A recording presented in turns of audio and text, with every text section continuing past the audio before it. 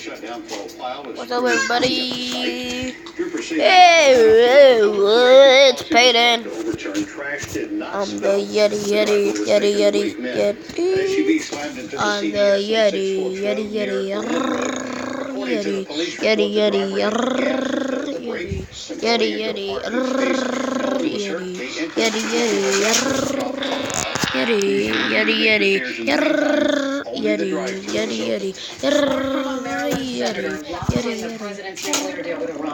I'm the lawmaker in the Senate to approve the agreement. This ensures it will pass Congress. Let me finish my video. Oppose the deal, calling it a dangerous giveaway. Secretary of State John Kerry says the agreement New makes challenge? the U.S. and its allies safer. Hey, bada macho me. I will make clear that the key elements of the agreement will last not for 10 Got a or macho 15 me over years, here. as some are trying to assert, or Okay. 20 or 25, but they will last for the lifetime of Iran's nuclear program. Congress will vote later this month on a resolution disapproving the deal if passed. President Obama Let's do has John vowed to Cena veto challenge it. again. On Wall Street today, stocks rebounded. Look at this. The Dow climbed almost 300 points. The Nasdaq gained 113, and the S&P 500 gained 35. A workforce development program at NC State is getting a big boost from Duke. The Duke Energy Foundation is helping fund the Backpacker Briefcases program. It provides paid internships to unemployed and underemployed college graduates from Wake and Johnston counties. One graduate credits this program for launching his career.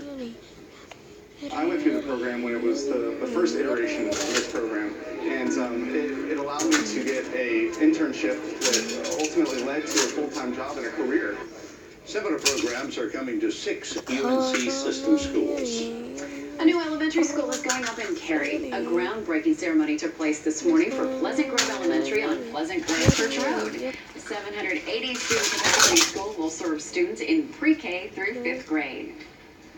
Pretty soon, behind me, we'll have happy tears of parents as they drop their kids off for the first day of kindergarten. We'll have smiling faces of kids as they explore our hallways. We'll have technology. We'll have quality educators.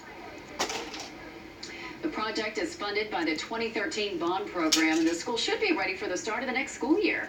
A Charlotte man who lost both his sons in a car crash forgives the driver held responsible. However, those aren't the only words from this grieving father. His heartfelt message to the driver is new tonight at 6 o'clock. And we...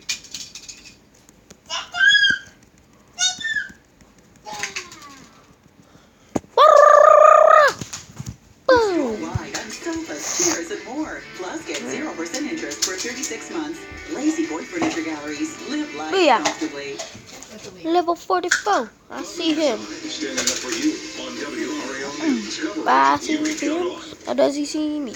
A new warning tonight about a dangerous combination: young children and liquid laundry pods. Eyewitness Monica Liberty is here with more on this problem and what manufacturers are doing. Oh yeah, here we go. Several times before. Yes, actually, we've been talking about this for a couple of years now, David. Children think the poisonous pods look like candy. You know, look at those, especially the ones that have 2 colors in them.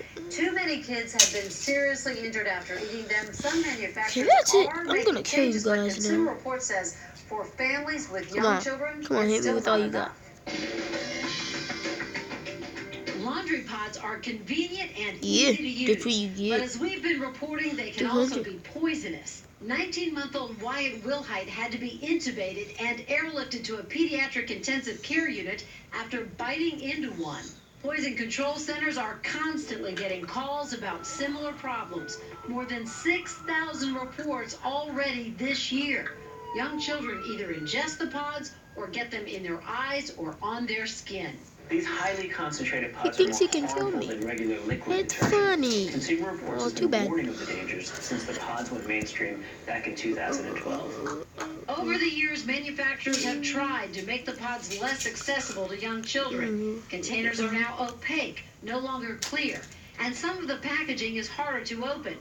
Some manufacturers, including Procter & Gamble, the maker of Tide Pods, as well as the makers of Almighty Packs and Drops, announced they plan to coat their laundry packs in a bitter-tasting substance. Procter & Gamble says it will also increase the strength of the pods to make it harder for them to break open. We applaud these changes, but until we see a meaningful decrease in the number of injuries, we are not recommending liquid laundry pods. And we strongly urge households with children under 6 years old to avoid them. So no one else ends up in the hospital Sorry, like guys. little Wyatt. The Consumer crap. Report says the danger is with liquid Why is this detergent so pods long? because they're highly concentrated. The pods filled with powder aren't the issue. Bottom line, the pods need to be handled and stored with the same precautions you want to take with toxic cleaners. You just gotta keep them in a place where children and pets cannot get to them. And the change is so good, and you have to think, why didn't someone think about this before? Yeah, well, you know, I think it's like a lot of things. Until it gets into practice, and they see, because I think they thought, oh, people think these are so convenient and they're attractive, right? They look good on the shelves. That's exactly what kids. Okay, Monica, thank you. This is kind of scary. Several popular baby monitors lack basic security features, according to a new report.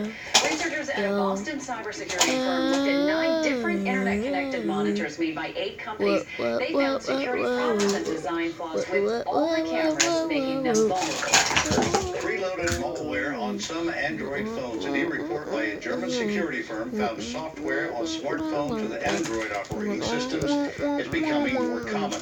Now, the software was on the phones before they were bought. All work can do a wide range of unwanted tasks like accessing the internet, read and send text messages, and install apps. You can read the full report on this topic on WRALTechWire.com. An Atlas V rocket successfully launched from Cape Canaveral this morning. 3, 2, 1, 0. It's gonna be easy. And liftoff. Liftoff of the United Launch Alliance Atlas V rocket carrying the 4th. Always so impressive at night. The rocket will deliver a Navy communications satellite into orbit. This is the 4th and final satellite launched by the Navy and United Launch Alliance. Together, the system is aimed at providing cell phone communications to U.S. troops anywhere in the world at any time. Testing of the system begins next month. You're right, it is so impressive at night. It never gets old. And it's just the technology that this has done and has been done Really, John? half a century now. It's just amazing. I want to see a rocket launch before I die. Bucket list item. It is. Yeah. I don't care how small or big it is or whatever. It's just be fun to see. Maybe one in the parking lot. After dark. The space shuttle launches. Yeah. I see a couple of those. Pretty much especially growing up so. in He's Florida. dead. I used That to was do pretty this impressive. quite a bit. Yeah.